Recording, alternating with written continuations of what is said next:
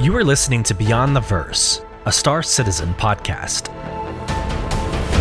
A show dedicated to Cloud Imperium games, Star Citizen, and Squadron 42. Whether you fight, explore, unite, and or trade, we bring you news, updates, interviews, reviews, and analysis.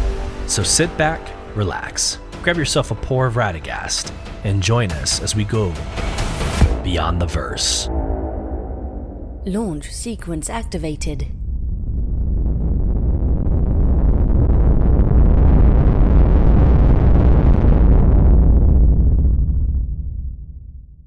Hello, friends, and welcome to episode 46 of Beyond the Verse, Star Citizen podcast with your host, Solus.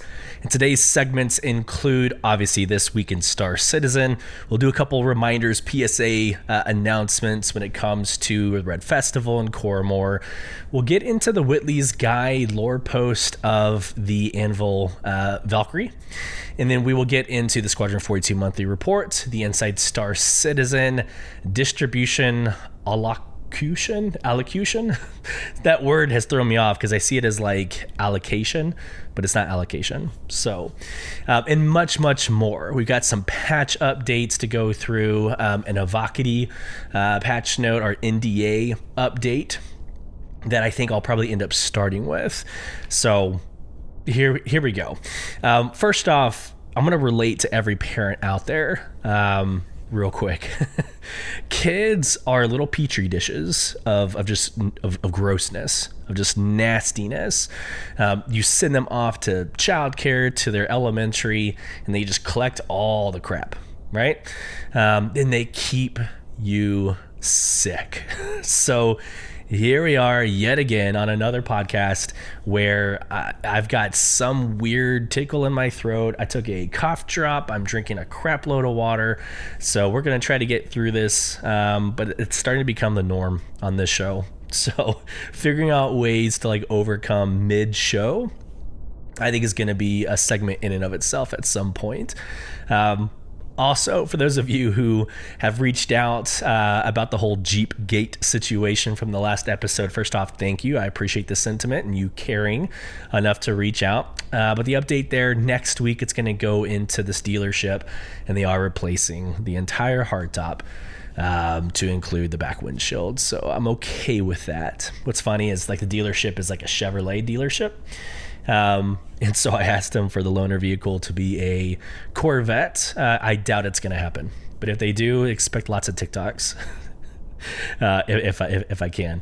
Although, again, I'm a proponent, or I'm a supporter of manual shifting, and I just hate the way new vehicles now have the paddle shifters. It's not true manual. It bothers me. It absolutely bothers me, but it's still a Corvette. Okay, let's get started from the community. First off, I want to give a sincerest thanks to Dakota Riley, Will Spicer, and a Mr. Dustin Thames.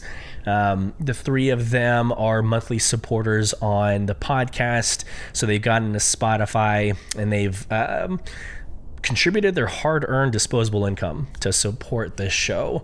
And I just want to say thank you from the bottom of my heart. And that's not like a wash thanks. It's a sincere thanks because I know what that means. Disposable income is something that obviously it keeps you and your family afloat. You get to, splurge and get, things to make Star Citizen better, your gaming, your hobbies, your family, date nights, and yet you're choosing to support this podcast and what we're trying to accomplish. So I'm very humbled and just, again, want to say thank you to those three monthly supporters, to include those that are in the org, the Soul Provision org, that are contributing disposable income into the oh my gosh, what is it called? Like the supporters for Discord. Like the tier levels. I am so sorry. Complete mind blank. But I want to say thank you to them too. We were at tier 3. I think we're still at tier 3. And that gives us like extra sound quality. So if you listen to our Org Night bonus episodes, we have a little bit of additional sound quality. We have graphics and animated graphics and things like that in our org because of those individuals who give their disposable income. So thank you so much. Want to give a shout out to everyone there. Sweet. To the Spotify Q&A and polls. So 2 Org Nights ago, Org Night 8, which was the exploring jump points, I asked the question, which jump point is your favorite? And it wasn't a contest, right? So the Stanton Magnus jump point, only received 25%. Everybody else voted for the Stanton Terra jump point. And it is a gorgeous jump point. I am surprised that no one voted for the Stanton Pyro. I don't know. I don't know if it's because they had the chance to really get into Pyro and they've been immersed in that color combination and that kind of ambience. I'm shocked. I'm shocked that no one voted for Pyro. So that was just an interesting little tidbit there. Let's get into episode 45. So last Friday morning, it was the Star Citizen January monthly report, and the Inside Star Citizen was the it was on a expanding branding, right? So sorry, I'm having a lot of brain farts. It was expanding branding, and so I asked the question: is there a development team you would like to see in Inside Star Citizen to feature, and why? And so let's just go bottom up. So the first response from Dakota Riley, the economy team, because I want more details on their plans to make the economy more dynamic and reactive to players' actions across not just the Stanton system, but between all of the systems. So I wholeheartedly agree. I think the economy team, I have a lot of questions for them. Like, what is their vision? What is their end state? Not necessarily like how they get there or what to expect in upcoming patches, like whatever. I mean, that's fine. I like, obviously, learning about the intermittent steps to accomplish something. But I want to know their end state. When it's all said and done, what are we trying to get at? What is the economy? How much impact or influence does that have? Like, how does reputation tie into the economy? How does the ship fluctuation, like how much a ship costs, are they just going to keep on skyrocketing, rather than some sort of balance?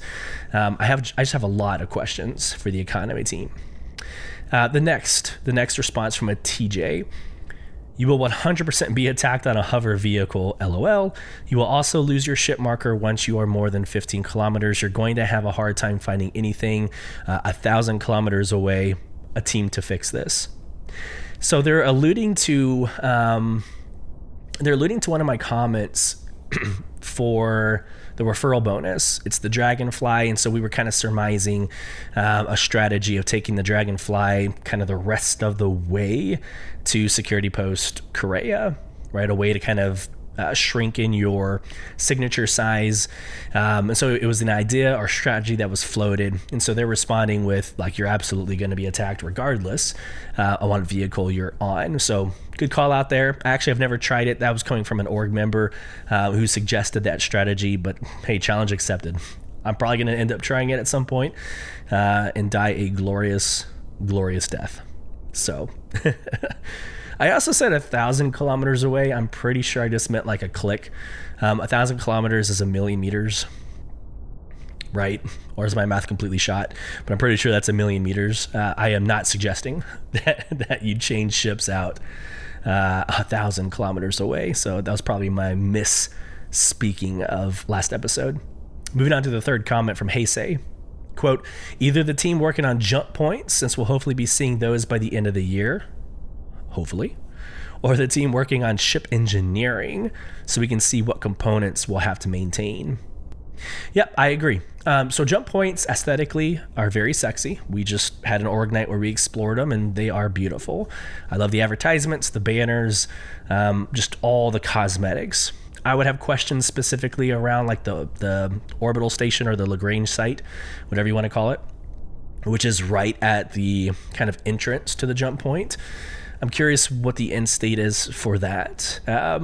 Because right now it just seems like a derelict orbital station. You get there, not lots going on. I'm curious if there's going to be additional functionality, maybe faster refueling, like if they're really going to make it a truck stop, or something similar to a truck stop, like a Buc-ee's. Shout out for those in Texas. I also am curious about the platforms along the sides of the jump point. So with the banners and the advertisements, marketing, all that, you see these structures that are on the outsides, and I'm curious what the end state is for that. Is it just cosmetics, or are we expecting shops, org platforms, trade platforms? Again, not exactly sure why they're there, and I would love to learn kind of the why. Ship engineering, absolutely. I think there's a lot of concern about ship engineering because it kind of takes the I'm going to describe one type of gamer, not all gamers, but it takes the casual, let me take out my Idris, I'm going to solo my Idris or my Carrack or my Odyssey, one of these large, ships. I'm going to take it out solo and just live out in space. Well, you kind of can't if you have to have engineering. If you have to maintain your engine and maintain all of your components, it removes that from the equation, or actually it adds that to the equation, right? Like you have to consider that. Now, do you introduce NPCs and you hire like onboard staff to do it for you? Okay, maybe. Then the other side of that coin is those of us in organizations, we want engineering. We want that extra level of immersion. That seems like a really like a fun game loop. Not everybody wants to be the captain of an Idris. So there are people in Sole Provision that have shared that they just want to live on a ship and they want to serve in firefight, when there's random fires that pop up around the area. So I don't know. It's a dichotomy, right? as with everything in gaming and then Star Citizen, it is kind of a balance between the two. I would love to see what their end state is for that. Moving on to Nick's response, quote, I like to see all of the teams in the spotlight. I love that the economy team had a feature and would like to see more teams get some appreciation. One that I would like to see is the ship team, which I think I saw something that Todd Pappy is, it has nothing to do with the ship team. He's like director of live ops, that he's no longer with CIG. Complete side note. So sorry. I saw the ship team. I'm like, that reminded me of something I saw on social media. Cannot confirm. But anyways, the ship team. Yeah. The problem with the ship team is that is a lose-lose conversation. Nothing good can come out of that conversation. So they're going to get up and say, well, we're going to release 80 ships in 2025. And you're going to have that one person that's like, where's my Bonnie Merchant Man? Right? Like, there's just no winning. And not Inside Star Citizen, in Citizen Con of last year, we get these two new ships. We get the Cutter Scout. We get the Zeus, right? The concept ships. And like, people just shat on it the entire time we were at Citizen Con. We didn't hear a single positive note, at least from the crowds that we were hanging out in. So I don't know. I would love to hear from the ship team. I would love to hear kind of, I don't know what to expect, but they're not going to be able to tell us really anything as is expected of them, right? Like, they're not going to tell you when to expect the BMM. They're not going to tell you when to expect the next capital ship. So I'm curious, Nick, what is it about the ship team that you would love to hear about? And then the last comment from Dustin, quote, Steel took mine, LOL.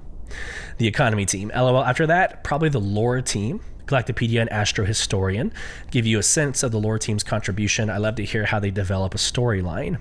So yes, if you want even a deeper dive into lore than what I provide at the end of the show, by all means, the Astropub or the Astro Historian, had him on my show at the early parts of last year. An amazing podcaster, amazing content creator that gets into collegiate level lore deep dives. So yes, go check them out. Or if you like to hunt down lore on your own, the Galactopedia is a phenomenal app to go do it yourself. And that's personally what I do. I always start with the Galactopedia if I have a question about where something comes from, and then I dive into all the other apps. There's even lore built into the star map, right? Outside of the game. So there's a lot of places to find lore. Okay, so beyond the Q&A, we also had a poll.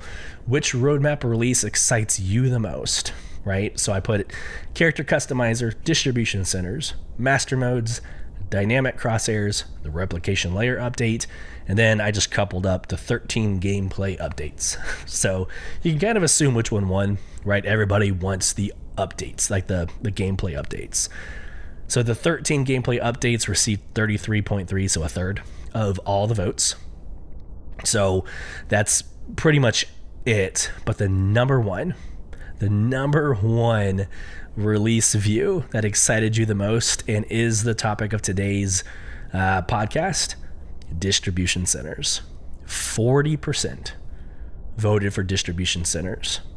A third for the 13 gameplay updates, and then 20% for the replication layer update, and then 6.7% on master modes. No one cares about the character customizer, evidently. And no one cares about the crosshairs. And I don't know, the dynamic crosshairs are going to be a little difficult to get used to. Not every game does it, right? Not every game does it, but as you're running and you have your rifle in the low ready, right? Your dynamic crosshairs kind of floating off on the ground to your left. It's like where it would shoot if you just right then and there pulled the trigger. That's going to take a lot to get used to when most games have a static crosshair that's right in the center of the screen. So I'm very curious where that goes, or maybe can you toggle it? Does it become the norm or the standard, or can you toggle it on and off? I guess I kind of see the value of it because, you know, most of the time in a combat situation, you're pulling the trigger before you're looking down the scope. Right? So if you're coming in contact with the enemy, this is real life. If you're coming in contact with the enemy, you're getting rifle, you know, towards the target, or the barrel towards the target, and you're already pulling the trigger as you're getting your eye on the sights. So it'd be nice to kind of know, if you were doing that in this game, where the rounds would go, right? As you're, you know, we call it buttoning up. I don't know if that's appropriate to say on a on a podcast, but as you button up, you know, where's that crosshair going? It's kind of nice to not have it static. I probably crossed the line with some of you listeners. But I do have the military background, and sometimes it does slip out. So there you go. From around the community, again, you can get involved by asking questions via email. That's contact@beyondtheversehq.com, responding to our Q&A and polls on Spotify. If you're part of the Soul Provision organization, there is a Beyond the Verse category that it's the channel called Seat at the Table. You can also ask questions there at the seat of the table, and we'll have that dialogue here on the show. Okay, let's get into this week in Star Citizen. Sharing my screen for those of you on YouTube, and I'm gonna do some maintenance on this nastiness. 1 second.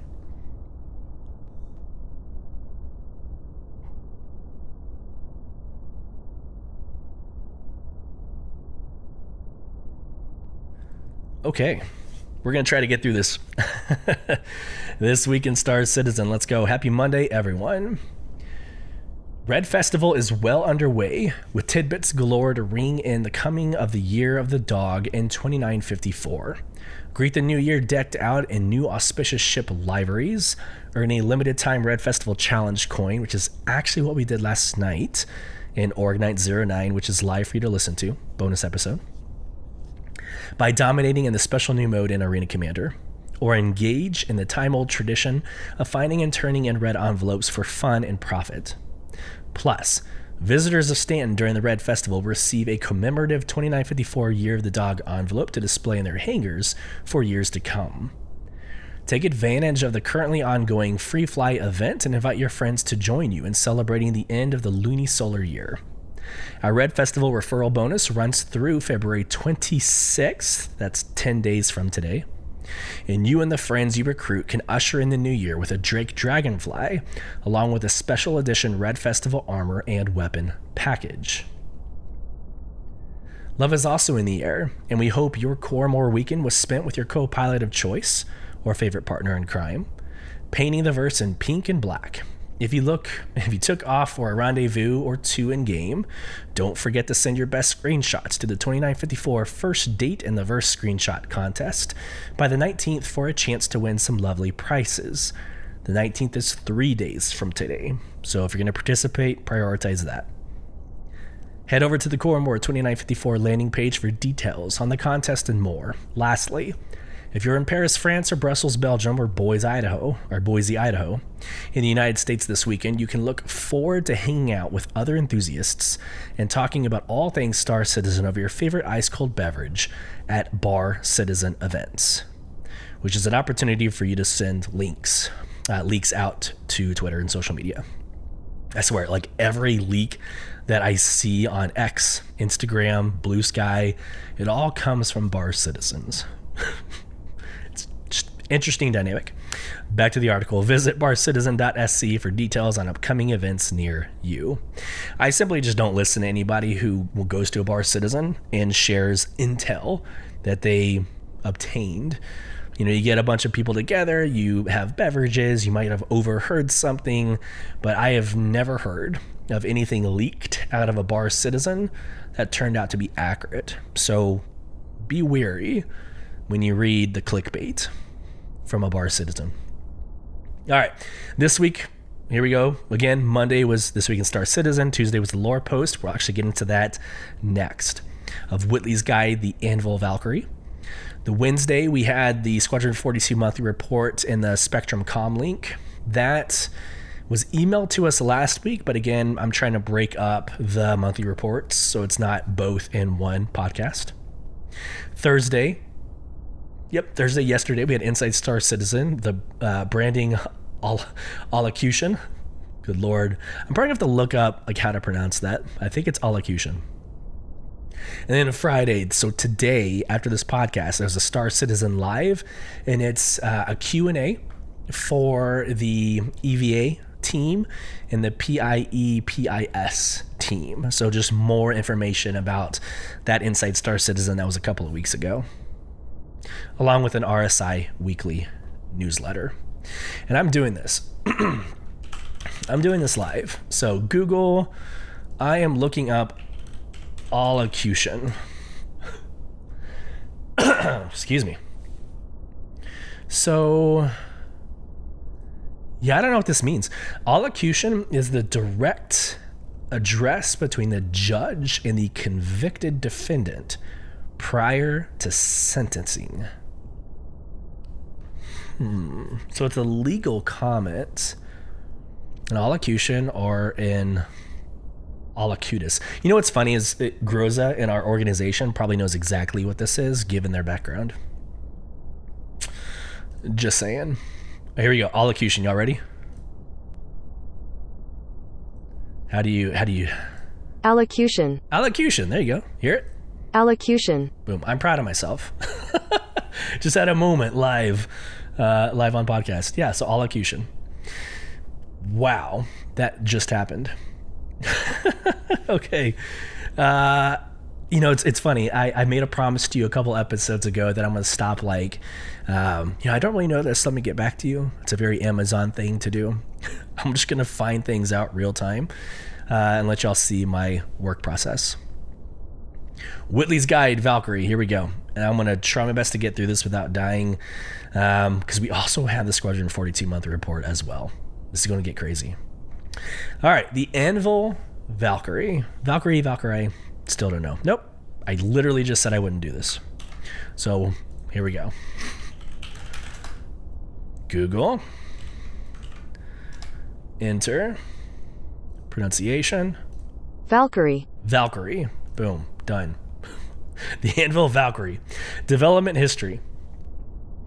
In early spring 2802, a delegation of engineers, theoreticians, good Lord, theory crafters, whatever, and computer scientists working for Anvil Aerospace booked 3 weeks of supercomputer array time at the Levendosk Institute on Terra. By this point, Anvil had long secured its position as the go-to aerospace corporation for both military contracted weaponry and private combat spacecraft. Equipped with a large war chest owed to the success of the civilian F-7C Hornet launch, Anvil was ready and willing to invest in more speculative products rather than adapting further government contracts for domestic use. But before that could happen, the company's long-term planners were eager to answer a difficult question. What's next? The team dispatched to Radegast had an intriguing proposal for how to answer this question. They would conduct a large-scale wargaming simulation that would hopefully allow them to predict the UEE's future vehicular needs rather than wait for the future contracts to be offered.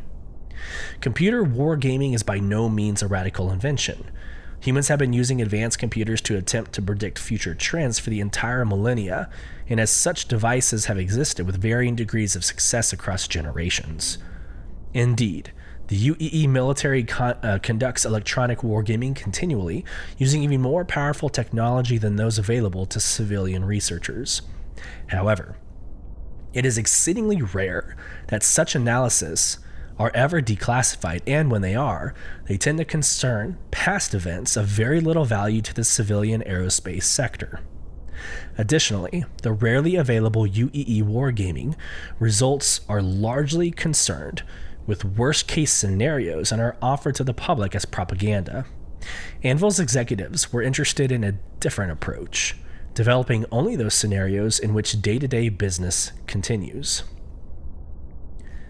The Anvil team that arrived at Radegast had been preparing for the moment for 7 years, more time than it would ultimately take the engineering team to develop the resulting ship. The process involved massive data gathering and organization on a scale not previously attempted but in the private sector. Decades of data that could help the supercomputers imagine the current state of the UEE had been collected and organized, ranging from simple census statistics to observed fleet movements and spectrum usage metrics. The engineering team worked tirelessly to create a statistical portrait of the UEE in 2802 to allow the supercomputers to process viable outcomes. The immediate result, which would take some 38 months to properly examine, was thousands of different possible scenarios that might impact the need for armed spacecraft in 5, 10, 20, and 30 years. Next, the results were moved to an undisclosed location aboard a fleet of data runners protected by corporate-owned Hornet escort fighters. The data in hand, a second team of expert analysts settled in for the long haul of connecting these possibilities to future market trends. As Anvil's analysts processed the results, they were quick to move past the obvious findings that the Vandal conflict and future wars would require faster, more maneuverable, and more powerful frontline spacecraft. Instead, they focused on roles for support craft. What might be the next Crucible? Although most of the group's findings remain proprietary, interviews have since made it a matter of public record that their first realization was that every future scenario involving a Vandal defeat would require a significant advancement in landing craft. For example, should the Empire move to retake systems like Orion and Virgil, an Anvil-designed troop ship solution could easily lead the way. So both the technology behind the ships and the ability to mass produce them for future large-scale amphibious operation were certainly worth investigating.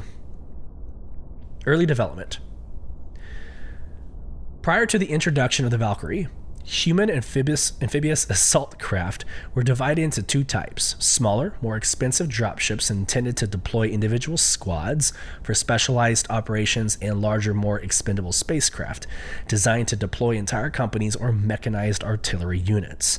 The Valkyrie's design team aimed to split the difference down the middle by creating a mass-produced spacecraft capable of transporting both a platoon of soldiers and an armored support vehicle. Anvil's supercomputer predictions suggested that the future war planners would need to rethink the traditional amphibious assault process for future attacks on Vandal-held worlds. While smaller strike units backed with the threat of orbital bombardment have typically been effective in recent centuries of warfare fought against humans, mass attacks with additional firepower would be needed for the theoretical taking of a Vandal planet. To address this challenge, the team attempted to make up the difference between the Aegis Dynamics Redeemer, used to insert special operations teams, and the larger freighters/landing craft used for logistical support. The new armored landing craft, officially designated a heavy dropship, would carry both the sophisticated defenses of a Redeemer-style vehicle while still maintaining some of the size and development capabilities of a Starlifter. An array of 20 sophisticated G-couches would keep individual soldiers harnessed during the ride to the surface, landing injuries being another problem with more disposable landing craft, and VTOL thrusters would allow the ship to land and quickly deploy troops and equipment on rough terrain no larger than the ship's own base, plus area to deploy a vehicle if needed. The spacecraft's name, Valkyrie, was chosen early on as a tribute to a UEEN pilot who flew under the same call sign, who had recently been killed on a reconnaissance mission that identified a Vandal destroyer, though Anvil's marketing team would eventually promote it as referring to the ship's ability to carry soldiers screaming into battle like the Valkyries of myth. The design process quickly resulted in a prototype and then a production prototype, all before the idea was ever presented to the military. Anvil opted to keep the test program completely secret, leading to a series of leaked photographs that aerospace watchers incorrectly theorized might be the proof that the company was developing another deep space fighter in the style of the Vanguard. It is impossible to know whether similar UEE analysis generated an identical future prediction or if Anvil happened upon an incredibly lucky coincidence. But in 2810, a joint request of the UEE Army and Navy requested a heavy dropship capable of deploying larger combat teams quickly. Anvil was able to present the Valkyrie with its testing complete, already flying, and ready for production. A modified no-bid contract quickly followed, and Anvil's factories began turning out the first military model for active service in 2812. Civilian development. Although the Valkyrie has not yet been used for mass invasion, the design has already repeatedly proven itself in combat in frontier regions. After-action reports specifically praise the ability to immediately deploy an armored vehicle, itself a great improvement over smaller gunships. The ship has become a favorite of UEEN ground pilots, and it's considered the best way to travel by soldiers deploying into hostile situations. Military orders from the design have increased each quarter, and, if the long-term computer analysis is any indication, Anvil expects to almost double production of the Valkyrie each year for the foreseeable future. To this end, the company has made investments on no fewer than 5 worlds to add additional factory capacity for producing Valkyries in greater numbers. If a future massed planetary assault occurs, it will be even more of a windfall for Anvil stockholders. In 2948, In 2948, Anvil expanded the Valkyrie line with the not unexpected addition of a civilian variant. Since the Valkyrie was not developed using government funds, the company was free to adapt it for the civilian market more quickly than previous designs like the Hornet. The civilian conversion team found the design process especially quick, with only limited fittings intended for specific UEEA equipment needing to be removed due to classification. The civilian Valkyrie is otherwise indistinguishable from the military equivalent and is even produced on the same factory floor. Civilian Valkyries are now operated by local militia and police units on frontier worlds, where deploying heavier weapons across great distances is especially important. The design has also found unexpected favor with prospectors and other explorers who have found great use of the ship's ability to maintain and deploy ground vehicle on rough terrain with a small footprint. Individual explorers can set down on a Valkyrie at one claim site, dispatch a buggy or small crew of workers, and then jump ahead to another location. The process has greatly sped up mining surveys on some worlds by allowing a single work team to cover 3 to 5 sites at once. Anvil's forecasters are keen to see if further uses develop in the asteroid mining or the science support disciplines. So there you have it. One of my favorite dropships. I still go back to the Cutlass Red. I know it's not considered a dropship, but it's right now to me, it's one of the best solutions. A lot of places to sit, 2 medical beds. I think it's a pretty awesome dropship, personally. But the Valkyrie, for the actual classification of a dropship, hands down the best dropship, especially when fully staffed. So getting all the turrets manned, and then seeing players in every single one of those seats, it's actually a very awesome thing to see. It's a very awesome thing to see. And it does show the future of quick combat operations inside of the PU. So I'm really excited about Jump Town, getting into some of these underground facilities, raids. I can see the Valkyrie being especially viable in those situations. It is now. It's a viable ship now. It's a lot of ship for not a lot of use cases in this current moment. But I love the lore behind it. I love how they kind of left off that you can use it for other things in combat. It's like the mining reference. I love using ships for outside of their purpose, like the Cutlass Red for a dropship. Like, it's fun to mix in and get creative with how we use the 120, 140 ships, that we have active in the game at this current moment. So, hope you enjoyed that. I'm going to change things up a little bit. I was going to go straight into the Squadron 42 monthly report. I'm actually going to take a little bit of a break and let's get into the Valkyrie NDA update. Again, I think this is super important. Share my screen for those of you on YouTube. So I got a little bit of a hand slap when I posted this, or I shared this yesterday. So yesterday, I read this. I made a tweet about it and I sent it out and I put CIG removes Valkyrie's NDA, and that's like a half truth, but I did put the quote from Tyler Witkin that clarifies. So it was a full truth if you read the entire tweet, but if you just read the headline, I could see where it is misleading. I made a correction post or clarification post right after that. So I think I did right by social media there. Let me do the same due diligence here on podcast. So long story short, the Valkyrie, and I know some people say Evocati, yeah, I think it's Evocati. It's Valkyrie, and I can do the whole Google thing and prove it if you would like me to. But the Valkyrie patch notes, this is like the pre test universe, where they literally test everything, new ideas, crazy ideas that they've never publicly shared, but everything about the Valkyrie test universe was under NDA. So you couldn't talk about patch notes. You couldn't mention anything at all. But this changes it. So a couple of days ago from Tyler Witkin, the head of community, quote, "We will begin to release the Valkyrie patch notes publicly, allowing everyone to read and discuss their content. We believe this shift will contribute to a more inclusive community that embraces the fun and theory crafting and provides a transparent glimpse into what's on the horizon." But here is the rub. The NDA otherwise remains fully in effect when it comes to visuals, access, or other content.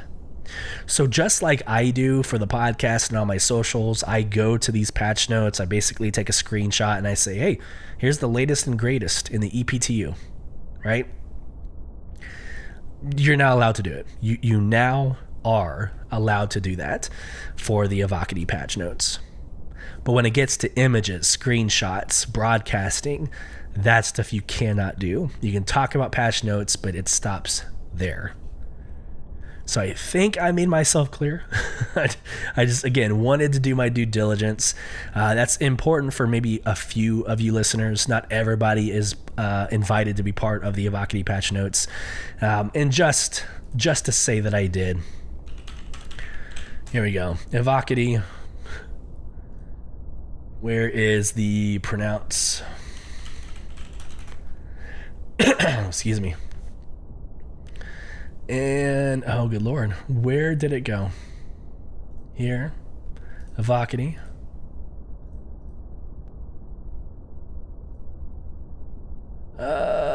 No. It's not coming up as a Google pronunciation. How about if I do this? If I do this? I will have to do this at a later date when I can find it. Usually you're able to go to like Google, put in a word. In fact, I showed you the first 2 times. And you're able to choose like the pronunciation. Anyways, I already killed too much time on this. I promise you it's a Valkyrie. All right. Here we go. I will go into the Squadron 42 monthly report. And then we will end with the Inside Star Citizen reaction, which there's a lot to react to. The distribution centers is the future of Soul Provision, our in-game organization, and there's so much to get excited about. But due diligence, let's go over Squadron 42's monthly report, and I speed read most of this, but it's shorter than the Star Citizen's monthly report. So here we go. Sharing my screen for those of you on the tubes. Here we go. AI content. Throughout January, AI content progressed with the Shubin Station content for Chapter 5, with a focus on the main hangar, security, tram stations Alpha and Bravo, social hub, and main bridge. This includes working on the utility, deck, bridge, and engineering crews, and security, tram passengers, hub patrons, and vendors. AI content also continued to focus on improving a variety of personal locations and lockers, specifically NPCs approaching lockers, changing out of their base outfits, entering cubicles to shower, and then returning to their lockers to get dressed again. That sounds sexy. You talk about making a ship feel alive. That's how you do it. It's going to be all the other people doing normal things. That's going to be crazy. Like in the PU, you fly these Carracks, these massive ships, but it's lonely unless you have like your org of 20 people on it.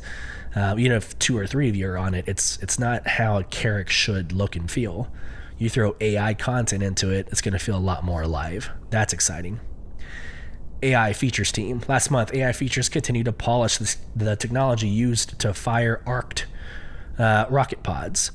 This system solves equations that have multiple variables, angle of throw and speed, and a range of solutions that need to be evaluated. On top of the arcing solution, collision checks must be performed, which repurposes existing technology created for grenades and other arced fire weapons. Finer polish of behaviors and levels is currently underway to ensure the details of animations and systemic behaviors form a cohesive whole.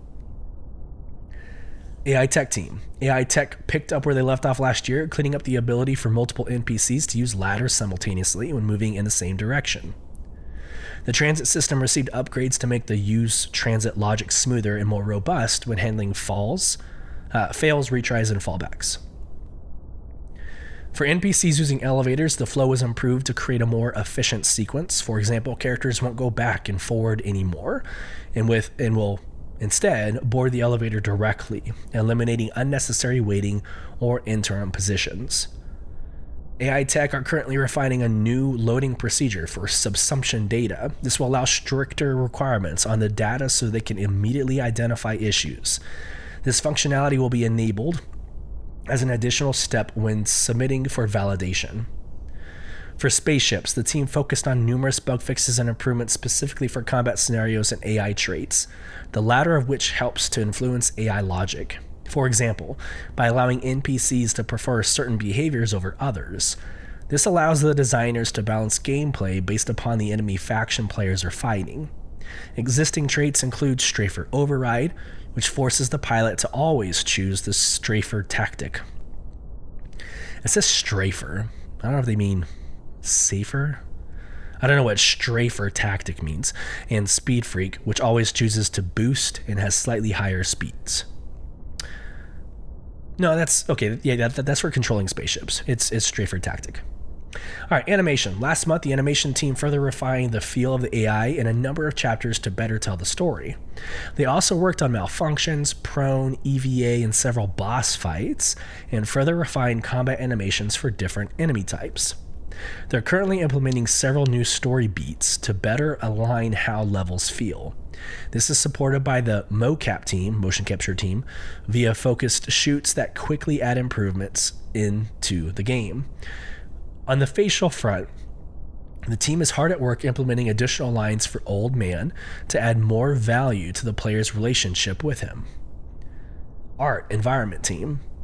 January saw the environment art strike teams progress with chapters 1, 4, and 5. Quote, "We've pushed a lot of the core development teams into delivering these chapters alongside the design teams.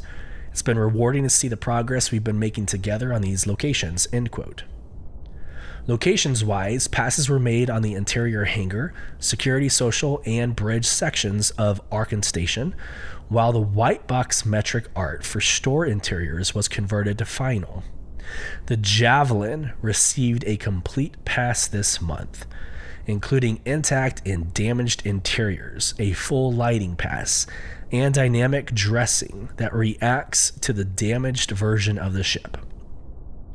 Environment art also continued to update the Javelin's exterior to a new, higher standard for capital ship exteriors. Once completed, they'll move on to the damaged version. Locations in Chapter 4 were also worked up to high standard, including the interior of some asteroid truck stops in an abandoned ship. Finally, for environment art, the Odin system was updated with a new sun nebula that could be seen during downtime. The Javelin received a pass this month, a complete pass this month. That, no, I am not thinking that the Javelin is anywhere close to coming out. No. We will see the Idris before we see the Javelin, in my opinion. But it's fun seeing that massive ship that you're going to end up spending most of your time in Squadron 42 is getting that complete pass. That's awesome. Clear my throat, get some water, and we'll get into core gameplay.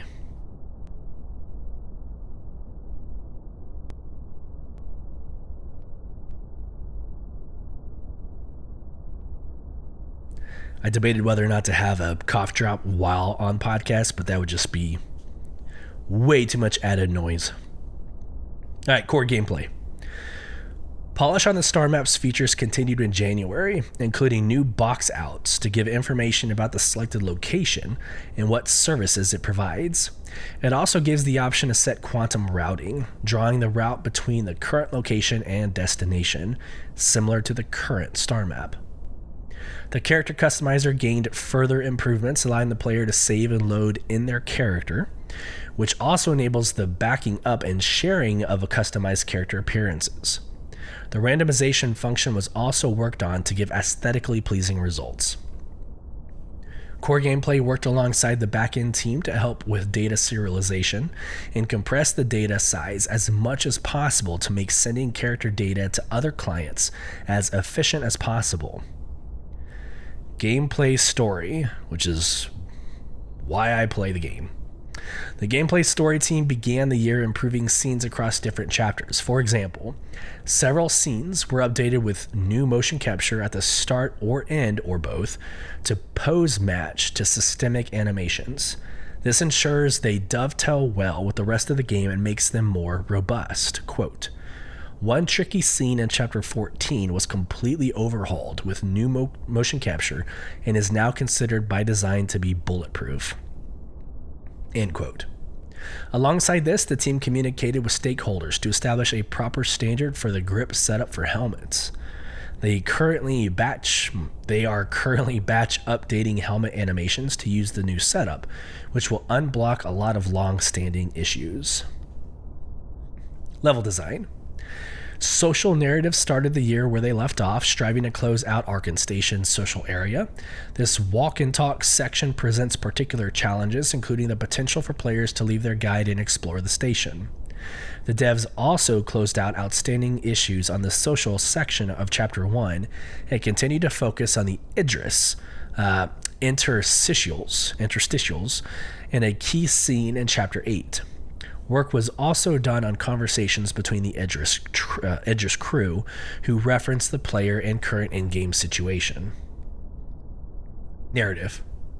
The narrative team began the new year furthering refining the narrative elements of Squadron 42. For example, the team identified a few key moments where additional loudspeaker announcements would help drive a sense of urgency. First, they added placeholder recordings, and once the team is satisfied with how the moments feel in-game, they'll be recorded with professional voice actors. The team also made a pass on various UI elements, providing new text as needed alongside revising text to provide further clarity or impact. Work also continued on the game's collectibles.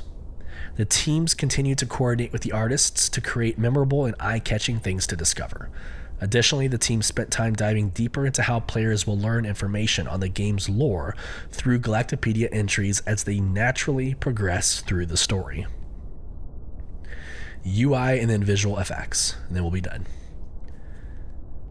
The UI team. In January, the UI team continued to polish the vehicle UI, including getting some of the holographic elements to appear on physical screens for the lower tech ships. They also improved the display of quantum travel information and polished elements of the turret UI. They also added various animated screens to make the scenes in-game more interesting, including enemy tech, screens for civilian areas, and help show the story in a key section near the start of the game. Regarding FPS UI, a pass was started to bring the lens up to standard now that the visor is in a good state. Quote, "We've been working on some updated concepts to give it a fresher look, whilst also including some of the improvements we created for the visor." End quote. The visual effects team. Last month, the visual effects team continued to support the art, design, and cinematics team with their visual effects requirements. This included updating the dynamic fire effects to work in additional locations to accommodate new gameplay scenarios. They also created a new rota system to make sure the number of visual effects related data errors was reduced to 0. Each week, an artist is picked to work directly with the embedded VFX QA team member to ensure the existing bug list is kept at 0 week to week. And there you have it, the Squadron 42 monthly report. And like always, you will see a little bit of redundancy between the Star Citizen monthly report and the Squadron 42 monthly report. That is natural. It's supposed to happen. You would hope that what they're doing in both efforts kind of like translate to the other, because it is all, at the end of the day, it is all the same game, or at least the same IP. So I think the takeaway from like for me is like the story, the narrative, because that is standalone. That has nothing to do with Star Citizen. So the Squadron 42 story, the narrative, how they're making each ship feel alive. I love reading those things, as again, that is an entirely different experience than what those of us in the PU will feel. So love the update. I hope you saw value in that. It's time to get into the main reason of this podcast. Distribution centers. I cannot wait to watch this with you. So for the longest time since I started playing Star Citizen, my fantasy is like living up in space, existing up in space, but being part of a massive like cargo hauler organization. And I'm talking massive, like put Amazon in space, right? So I loved the whole C when it came out. I have the whole Echo in my hangar ready to come whenever it's developed and finalized. But I love everything about the logistics, having to provide security for those cargo runs, having to have the reconnaissance and surveillance to know the route planning for those cargo runs, base building as a hub for our operations. All of these game loops tie into distribution centers. Now, I can agree with the Astro historian when he says they could have come up with a better name. a distribution center, fulfillment center, warehouse, whatever you want to call it. At the end of the day, it is a quest hub. So think of Elder Scrolls Online, World of Warcraft. It is a place, it's a city, if you want to look at it in that lens, where everything can happen. Quest givers, mission types. But what you're going to hear on Inside Star Citizen is how the 4 types of players, so like the aggressive lawful, the non-aggressive lawful, the aggressive unlawful, and the non-aggressive unlawful, right? Those 4 player types, how they're all going to be interacting with the same hub at the same time, and what that means to the universe. That is so exciting to me. I cannot wait. So let's get this fired up. Let me go ahead and pull this up real quick. I have downloaded it for convenience. Here we go. And we'll get into this. At CitizenCon 2952, we introduced the concept of distribution centers. These enormous terrestrial microcosms of Star Citizen's entire FPS experience. And since that time, we've intermittently followed along with their progress as they make their way to the persistent universe in the upcoming Alpha 323. And with that milestone approaching in just the next few months, let's dive underground one more time and see where they're at now, and discuss a little more about what you'll be doing once you get inside. What are distribution centers? It's a super basic question. But I've got to unravel about 2 years worth of development time in order to answer it. So a distribution center is a colossal hub that an organization owns that they distribute goods for, and this could be commodities themselves or stuff that they're making. They're very big locations on the ground. They're a hive of activity. But you can also go there and cause some chaos as well. To the player, depending on what faction it is, it's still going to be a means to way of getting different types of missions. We don't want you to go to this location and be the only person there doing a thing. In some locations, you're going to find that you're just doing a delivery mission, you're hauling some cargo out there, you're dropping it off, and you're getting your fee for doing that. But while that's happening, another player could be infiltrating it, they could be assassinating a VIP in there. They provide a large variety of gameplay, anything to bombing runs, first-person combat, theft, you name it. A whole quagmire of different things going on at any one time. I wonder if that means like the unlawful griefers could go in and kill your quest givers. It's like if you had to turn in an item to, you know, like an admin station,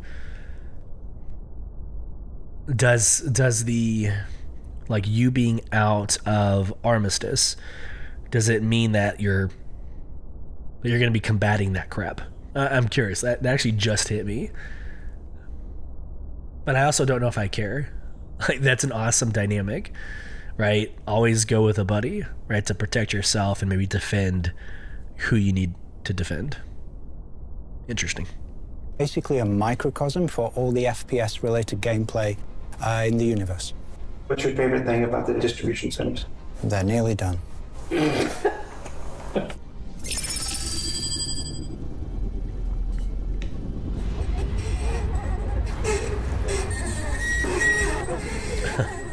So at CitizenCon, we showed you what is going on at these locations, but you want to know what's actually coming in 3.23, so let me tell you.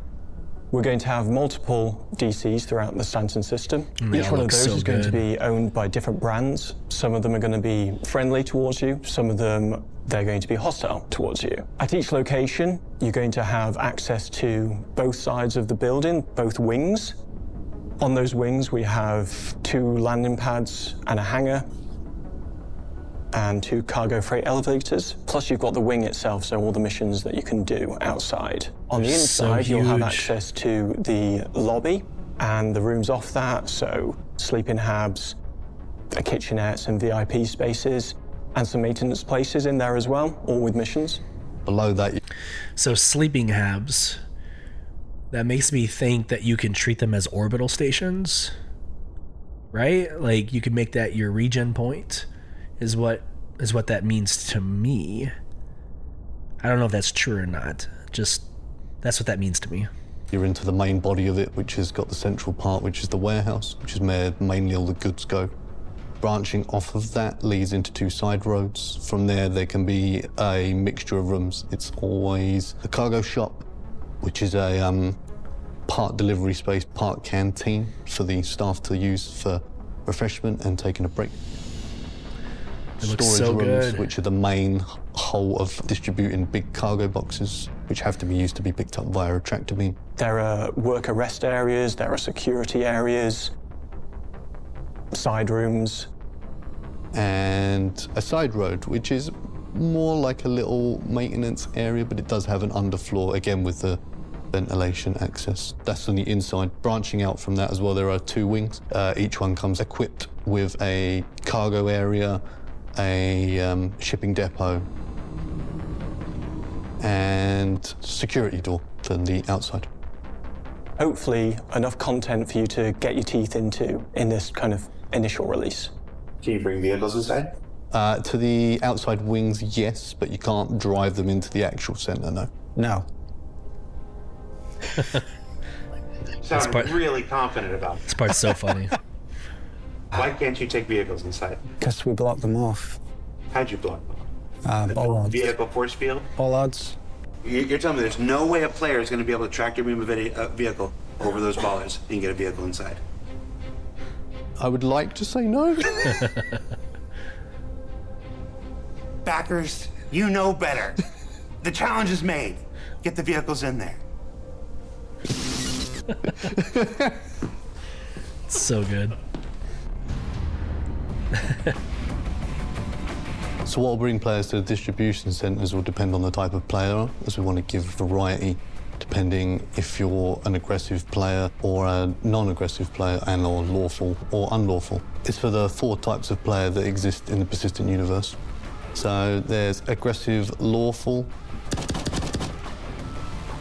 unaggressive lawful, aggressive unlawful, and unaggressive unlawful. Which one are you? I quite like being aggressive. If you're going to go in, you might as well go in hard, right? I'm nice in real life, so I can be aggressive unlawful in the verse.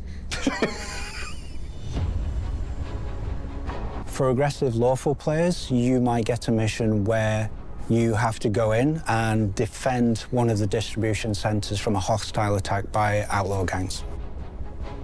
You could receive a distress call from the owner of the distribution centre being informed that a gang is trying to acquire goods from a certain section of it, say the storage room. The player will arrive. They will make their way to the location which is under attack. They will go in, they will see a battle underway between defending forces and the attackers, and they will join sides with the defending forces to take out the attackers. Those attackers might come in waves, they might have big heavies with them, they might have bigger weaponry, but you will join together, possibly with friends, to take out this big assaulting force. Lawful non-aggressive players might want to do something more like delivery or hauling. It's a distribution center.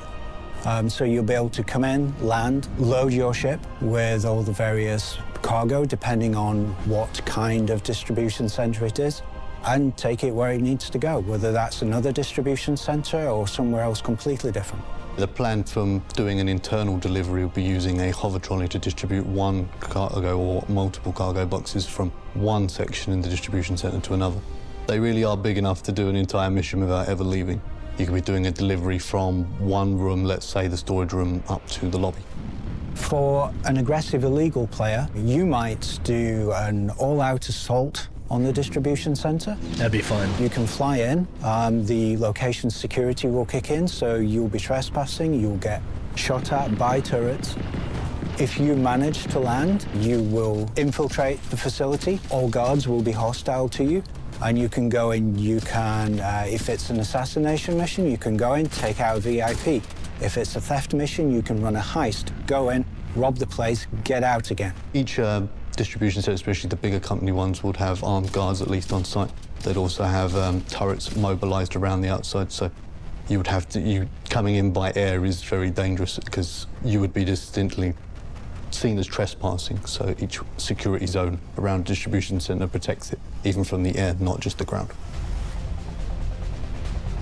So for non-aggressive, unlawful theft missions would be a prime example of you sneaking into distribution center to avoid being detected by security to acquire goods unlawfully. You can basically do a stealth version of the hostile mission. So instead of it being an all-out assault and going in guns blazing, maybe you find a back route in, maybe you sneak in past guards, make your way to the location without being detected. If you get the item that you need to steal, you can turn around, make your way out, and hope they don't find you. That's what I would do. For players that don't have a mission, the response that you get when you approach a distribution center is going to depend on which distribution center it is. Some are going to welcome visitors. They'll be quite happy to see you.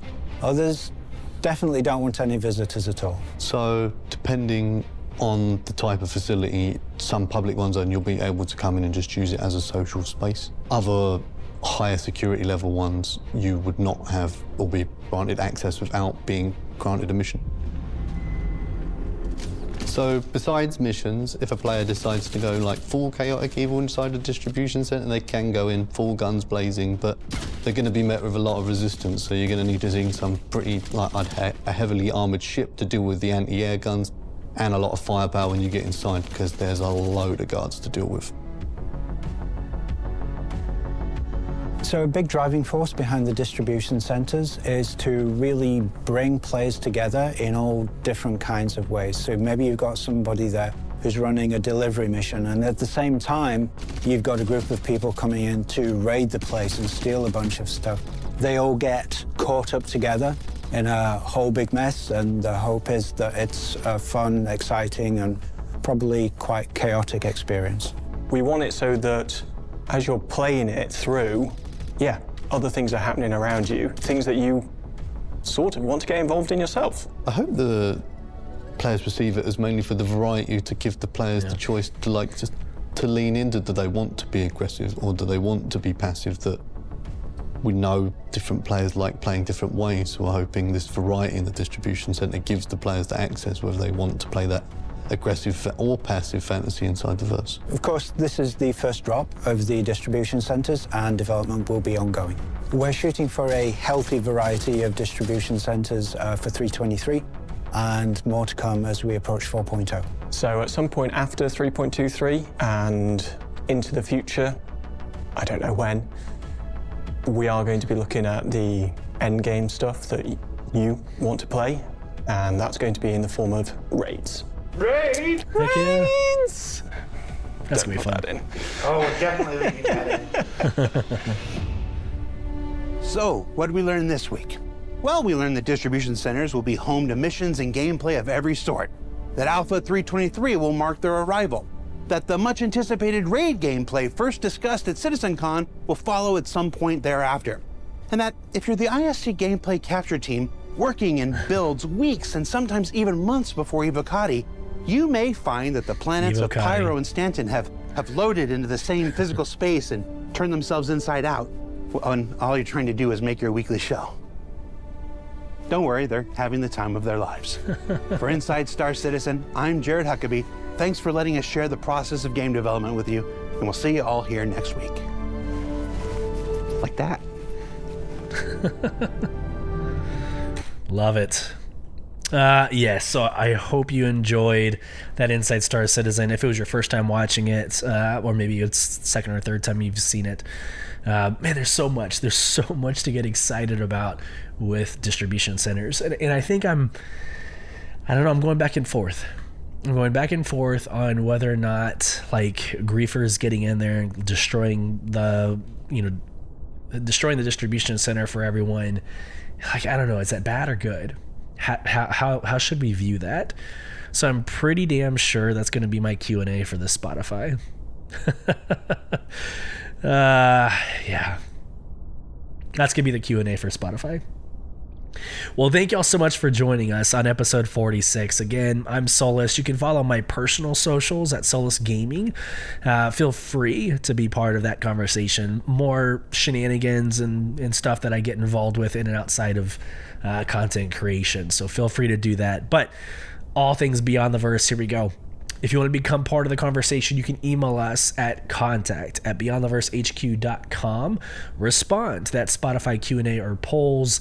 Again, join our in-game organization at www.robertspaceindustries.com/orgs/provision. And join our Discord, where you can also propose questions and be part of the discussion in the Seat at the Table channel. You can follow our socials. It's all social media platforms / @BTV_cast. Same thing with YouTube. We do our video replays over at YouTube, and that's / @BTV_cast. And if you feel like supporting the show, 100% of our proceeds go back into the development, post-production, pre-production, post-production for the show, for your auditory pleasure, visual pleasure. And again, we are looking to upgrade our Go XLR to the Rodecaster Pro, and these proceeds help us get that direction. So thank you so much. I hope this finds each one of you well. Safe travels as you traverse beyond the verse. Take care, everybody.